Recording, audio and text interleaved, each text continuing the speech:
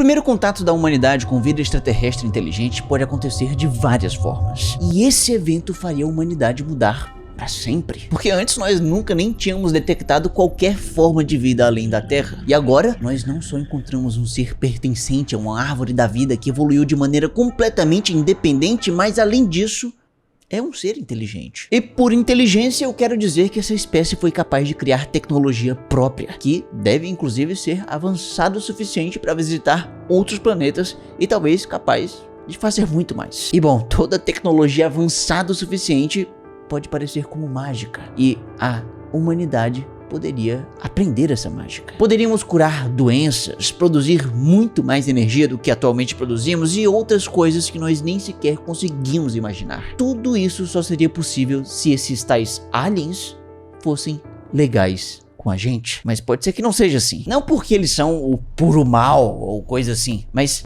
apenas porque eles são indiferentes. Eles simplesmente não estão nem aí para a humanidade. Para eles, a humanidade poderia ser apenas como um passarinho é para nós. Humanos, bom, nós não odiamos passarinhos. Nós achamos até bonitinhos, legal e tal, mas nós precisamos dos recursos naturais e destruímos o seu habitat para roubar tudo que a gente consegue. E, ops, sem querer a gente pode acabar extinguindo essa espécie. E os aliens poderiam muito bem nos ver como nós vemos um passarinho. O que não é nada bom. Pois é, e o que é mais bizarro é que essa possibilidade ruim poderia acontecer sem nós nunca nem sequer chegarmos perto de um alien. O universo, e até mesmo simplesmente apenas a nossa galáxia, é algo muito grande. Viajar de um canto para outro poderia demorar muito, mesmo em altíssimas velocidades. Então, a princípio, uma forma de vida, seja um ser humano ou um alien, não conseguiria completar essa viagem dentro da sua expectativa de vida, da sua espécie. Mas é claro que daria de certa forma pra gente contornar isso, porque em tese daria para fazer enormes naves generacionais na qual diversas gerações viveriam apenas lá dentro dessa nave. Poderia existir talvez, quem sabe, também uma forma de pausar a atividade biológica de um indivíduo e fazê-lo voltar ao normal quando chegar ao destino. Daria para fazer muita coisa. Daria, mas será que valeria a pena? Será que haveria interesse da humanidade do futuro ou de possíveis alienígenas avançados em ir fisicamente, pessoalmente, até os planetas distantes? Talvez, sei lá, não seria melhor se apenas enviassem robôs para colher os recursos para depois trazer de volta para o seu planeta natal da sua civilização? Mesmo que isso acabe demorando mais? Esse é o raciocínio por trás de um conceito chamado de sonda de von Neumann. Uma sonda de von Neumann é uma nave completamente autônoma, capaz de viajar até outros planetas, pousar e buscar e extrair matéria-prima para depois usá-la para criar cópias de si mesma. E assim, elas nem precisariam ser tão rápidas, na verdade, porque com o tempo, por onde ela passasse, ela roubaria recursos para ir se multiplicando, se espalhando pela galáxia como se fosse um vírus. Mundos inteiros poderiam ser devastados, recursos sugados até o limite, tudo por causa de aliens que são simplesmente indiferentes, apenas não se importam com o resto da galáxia e nem com quem possivelmente pode morar lá. E se isso acontecer e a gente estiver do lado errado da moeda, se a gente for visitado por um enxame de sondas de von Neumann, nesse caso, nosso primeiro contato seria devastador. E o pior, nós só teríamos contato com a tecnologia alienígena, mas nem teríamos a chance de conhecer pessoalmente quem projetou aquilo. Nosso primeiro contato seria apenas com a máquina que iria destruir a humanidade. Todas essas possibilidades que vimos até agora são realmente extremamente impactantes. Elas mudariam completamente o curso da civilização humana. Mas tem um pequeno problema. Elas são improváveis. Se um dia o nosso primeiro contato acontecer, seria muito mais provável que, ao invés de for tudo isso e for essa doideira toda, na verdade, fosse algo muito mais sutil. Nós poderíamos acabar encontrando casualmente um objeto ou um pedaço de um objeto feito por vida extraterrestre inteligente. Poderia ser algo feito com a intenção de se comunicar com a gente, como foi o que nós mesmos fizemos ao lançar no espaço profundo as sondas Pioneer. Essas sondas lançadas há mais de 50 anos carregam consigo uma placa com informações sobre como é um ser humano e onde no universo nós moramos. Tudo isso foi feito com a intenção de um dia, talvez, ser encontrado por vida extraterrestre inteligente, capaz de interpretar essas informações. E se a gente fez isso, bom, quem sabe, de repente, uma outra forma de vida pelo cosmos não tenha feito a mesma coisa. E pode ser que um dia a gente tenha a sorte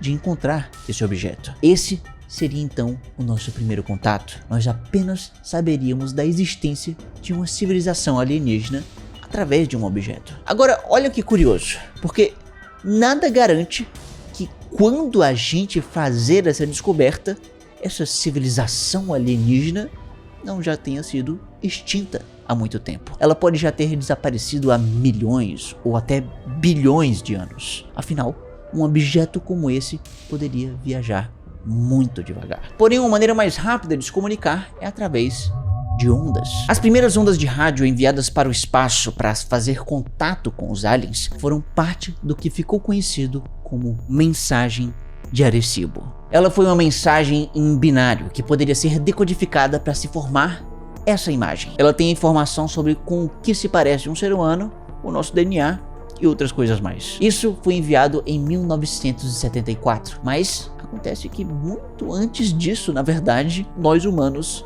já estávamos enviando ondas de rádio ao espaço. Nós humanos enviamos uns para os outros ondas de rádio aqui na Terra há pelo menos mais de um século. Porém, essas ondas acabam escapando para o espaço. E uma vez no espaço, outras civilizações podem acabar escutando. Então, pelo fato da gente estar há tanto tempo projetando a nossa voz no espaço, as nossas ondas já viajaram para razoavelmente bem longe. Por isso que estima-se que nós estamos nesse exato momento no epicentro de uma bolha de ondas gigantesca que possui cerca de 100 anos-luz de raio. Uma distância maior do que isso já faria com que as ondas ficassem fraquinhas demais para serem distinguidas do ruído natural vindo do espaço. Por isso, 100 anos-luz é um bom número para o tamanho da nossa bolha de ondas. Dentro dessa bolha que já existe, nós temos vários milhares de estrelas, potencialmente cada uma delas contendo em média alguns mundos que podem ser habitados por seres que também dominam a tecnologia do rádio. Isso quer dizer que toda essa galera potencialmente pode estar nos escutando exatamente agora. Nesse exato momento. Eles podem até estar planejando uma resposta, eles podem já ter enviado essa resposta e nós estamos prestes a receber esse sinal aqui na Terra. E esse seria o nosso primeiro contato. Uma onda de rádio como resposta às nossas transmissões de muito tempo atrás. Ou de repente nós é que recebemos primeiro essas ondas dos aliens e aí nós é que enviamos a resposta. Porém, há um problema. Como é que nós, humanos, poderíamos sequer perceber que um sinal, na verdade, é uma mensagem alienígena? Assim, é claro que nós podemos perceber o sinal através dos nossos aparelhos receptores de ondas de rádio apontados para o espaço. Porém, como nós poderíamos saber se, em meio de tantos sinais, aquele sinal em específico recebido é de fato uma mensagem extraterrestre? Afinal de contas, os nossos receptores de ondas não percebem um universo quietinho. O cosmos, na verdade, é um lugar cheio de ondas e elas estão sendo emitidas pelas mais diferentes fontes. Então o trabalho, na realidade, seria tentar saber, no meio de todo esse ruído, se a fonte de certas ondas em específico é natural ou artificial, se elas foram criadas pela natureza ou por uma outra civilização. E olha bem como seria triste a gente receber uma mensagem alienígena e a gente simplesmente deixasse passar. Pois é, para evitar que isso aconteça, nós precisamos saber o que faz um sinal de ondas ser uma mensagem ou não. Certo, então para entender isso, imagine que se alguém aqui na Terra, ou enfim, fora dela, está querendo transmitir uma mensagem em forma de ondas, é preciso que essas ondas obrigatoriamente tenham um comprimento definido. Quando você liga um rádio para escutar uma certa estação de rádio, você precisa sintonizar o seu aparelho de rádio no comprimento de onda certo. Cada estação possui então um comprimento de onda definido, que é ligeiramente diferente uns dos outros. Não, e pior do que isso, porque mesmo que, digamos, só exista uma única estação de rádio, se você conseguir sintonizar todas as ondas ao mesmo tempo, haveria um enorme ruído de várias fontes naturais de ondas que iriam dificultar e muito ouvir a estação. Ou seja, se uma estação alienígena quiser transmitir ondas para os habitantes do seu planeta alienígena ou para a nossa Terra, uma coisa é certa: eles precisariam ter que escolher um comprimento de onda específico. E nós podemos ficar atentos para sinais que tenham essa característica. Certo, mas fora isso, para discernir se um sinal é uma mensagem alienígena, para as ondas conseguirem carregar uma mensagem, elas precisam carregar uma informação estruturada, conhecimento. Como que nós poderíamos saber se uma onda carrega esse tipo de coisa em uma língua alienígena? Assim, nós não falamos essa língua. Nem existe um dicionário disso. Isso parece impossível, mas é possível. E para saber como, nós precisamos buscar aqui na Terra a coisa mais próxima de uma língua alienígena. A ideia aqui é que se a linguagem humana possui algum traço semelhante a, digamos, a linguagem de golfinhos, então nós também devemos encontrar a mesma semelhança em uma linguagem alienígena. E uma boa maneira de encontrar essa semelhança é olhando para bebês humanos. Nós começamos a nossa vida fazendo um monte de sons diferentes com a nossa boca. O problema é que esses sons são meio aleatórios, eles não carregam nenhuma informação estruturada, conhecimento de nada. O que bebês humanos fazem não é falar, é apenas balbuciar. E se a gente colocasse num gráfico a frequência de produção de cada som durante a fase de balbuciar, nós poderíamos perceber que todos ocorrem mais ou menos na mesma intensidade. E se a gente organizar esses sons do mais frequente na esquerda para o menos frequente na direita, podemos ver que todos estariam mais ou menos nivelados. Afinal, eles são meio aleatórios. Pois é, isso é na fase de balbuciar enquanto nós somos bebês. Porém, com o tempo, à medida que nós crescemos, o nosso repertório de sons acaba sendo moldado pelo ambiente à nossa volta para encaixar-se às regras de fala dos seus pais e familiares. E se a gente organizar esses sons de pessoas mais velhas, podemos ver que esses mesmos sons vão mudando de frequência e uns passam a ser mais frequentes que outros. E aí, se a gente organizar do menos para o mais frequente de novo, vamos ver um resultado diferente. Os sons organizados dessa forma vão formar um desnível com uma inclinação que faz um ângulo de cerca de 45 graus em um gráfico em escala logarítmica. Isso é conhecido como a lei de Zipf. Pois é, isso não é observável apenas em português ou inglês, mas em diversas línguas humanas. E talvez ainda mais impressionante, isso é visto também em línguas de golfinhos. Golfinhos bebês começam a vida produzindo diversos sons aleatórios que formam um gráfico nivelado. E quando mais velhos, aprendem a língua do seu ambiente social. Os seus sons formam o mesmo gráfico com a mesma inclinação de 45 graus. Então, olha só, porque se isso acontece em línguas humanas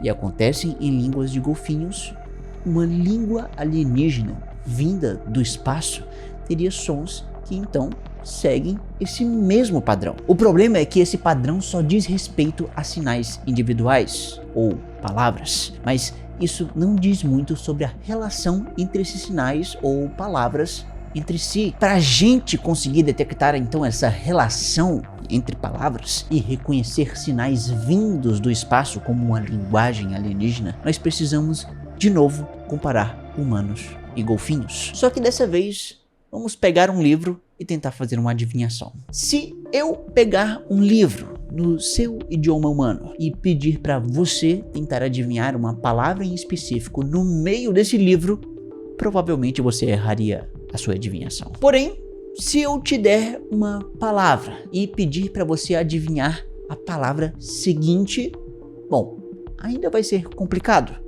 mas vai ser um pouco mais fácil. E se eu te der, então, duas palavras, adivinhar a terceira vai ser ainda mais fácil.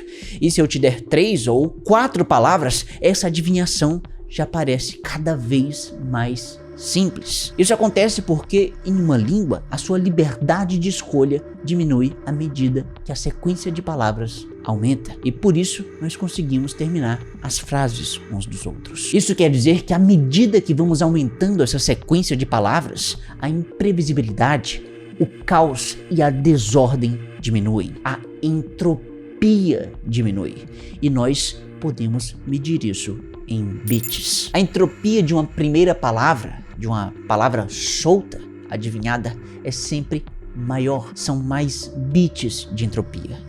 Depois, esse valor cai para a segunda palavra, e depois cai mais para a terceira e para a quarta. E isso acontece tanto para línguas humanas quanto para línguas de golfinhos. E muito provavelmente acontece também para extraterrestres. Isso não é um padrão humano, é um padrão de uma linguagem em qualquer canto do universo. E assim nós podemos saber se um sinal carrega uma mensagem alienígena. Porém, eu preciso ser honesto com você agora.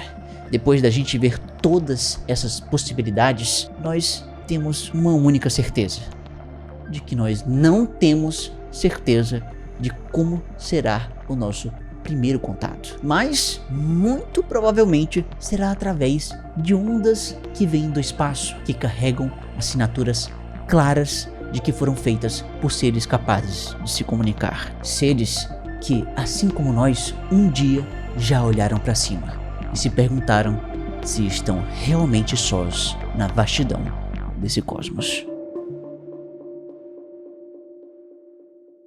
E no cosmos, humanos inventaram o código Morse. Porém, ele está errado. Agora, para saber por que o código Morse está errado, basta clicar bem aqui, no maior canal de ciência do Nordeste. E me segue nas minhas redes sociais para conseguir ver os meus vídeos curtos. E tchau!